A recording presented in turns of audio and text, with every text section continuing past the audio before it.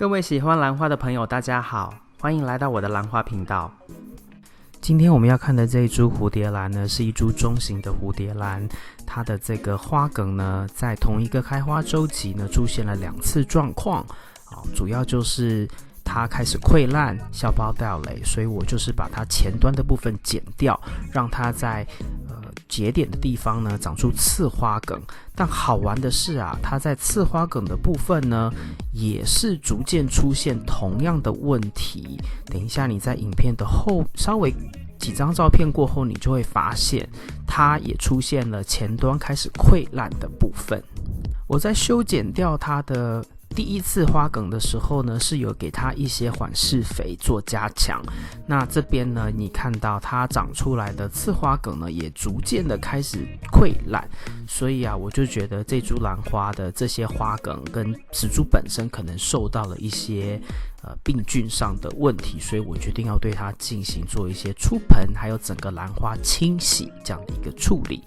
杯子呢是杯底有洞的传统种植方式，那这边是它兰花植株取出来之后的一个样子，是有一些兰花坏死掉根系坏死的组织哦，所以就是透过清洗啊修剪。好，那这边呢，我们就把它重新种回去原来的容器。那介质就是用无机介质，主要是 Mantle Clay 还有 Hydrocorn， 大颗小颗的比例大概是2:1左右。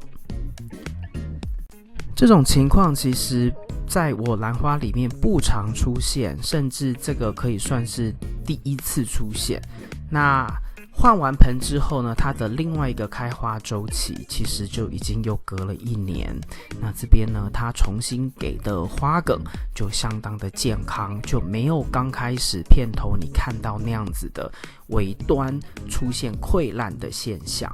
或者是消苞掉蕾的现象。那我这边呢，一样就是在初期的时候有稍微用支架把它架直，但是后面的部分它开始开花长花苞的部分呢，我就让它自然的下垂。那我每一次放回去的位置我都非常的固定哦，所以它的这个花的这个笔直的程度、整齐程度是很高的。那其中的这个诀窍就是要摆回去的位置一样，它受到光源的角度一致的时候呢，它花梗就会长得不会歪歪曲曲的，然后它整串开完花的表现也会比较整齐美观。在片头你也有看到我使用的缓释肥，那个是一款其实就是在网络上面购买到的缓释肥，它的肥量不是很高，但是呢它宣称是能够有大概6个月这样子慢慢释放肥料的效期。那我因为每一周都有给薄肥，但是我有几株兰花我想要做实验，或者是你已经确定这些兰花是比较需要肥力多一点的，比如说加德利亚兰、卡特兰，或者是石斛兰，或者是文心兰类的，这些兰花呢，其实需要的光照都会比蝴蝶兰还要来得多之外，它需要的养分也比较多，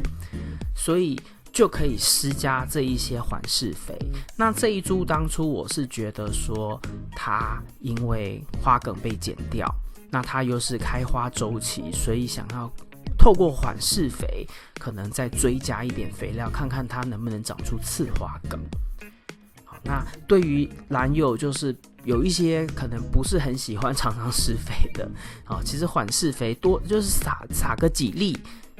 3-5粒、7-8粒其实就够了。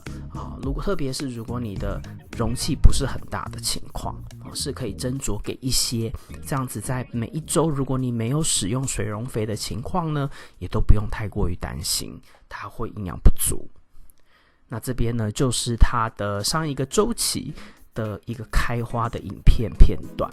这株兰花它没有香味，是一株超市兰花，但是我相当喜欢它开花出来的感觉，因为其实它虽然乍看之下是白色的兰花，但是其实它有一点粉粉的底色在。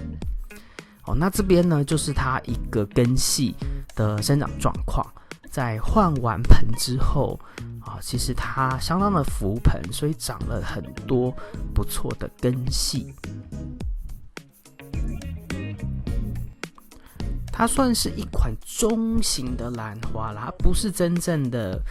迷你型的蝴蝶兰，它是属于一款中型的。但是我发现它每一次它的花梗都蛮长的。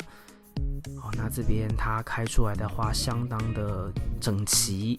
那它花喉的部分黄黄的，然后加上一点粉底色。那这边呢就是它最近的一次开花的周期了。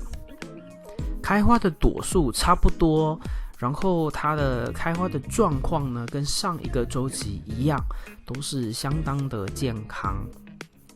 那花梗也是一样细细长长的。那我一样是在早期的时候呢，会把它的花梗，因为我知道它花梗会长得比较细长，所以在早期的时候，我一定会用一根铁丝或竹签把花梗先直立起来，才不会占掉太多的平面空间，然后让它直立起来之后，一直到它快要开花的部分，我才去让它自己去做下垂。那这边是它当时一个盛开的状况。整体上来说，它是一株我觉得相当容易照顾的兰花，只是很可惜在2年前就是片头的部分它的这个花梗溃烂应该是受到霉菌的感染，因为它整株兰花其实没有任何病毒的迹象，所以应该是当时的天气加上霉菌之类的感染，让它整个花梗的尖端开始出现溃烂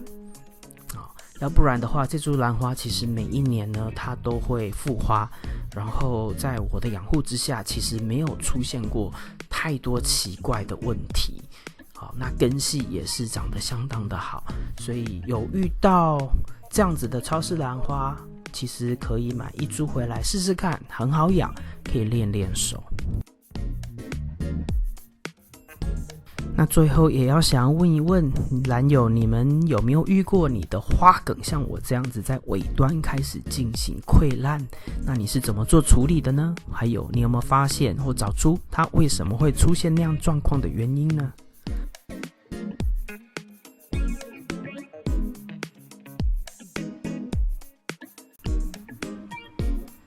以上就是今天为您带来的影片。如果你喜欢这个影片，请帮我在影片的下面点个赞。如果你要继续与我一起学习怎么养兰，别忘记订阅我的频道并打开通知铃铛。谢谢您的观赏，我们下次再见。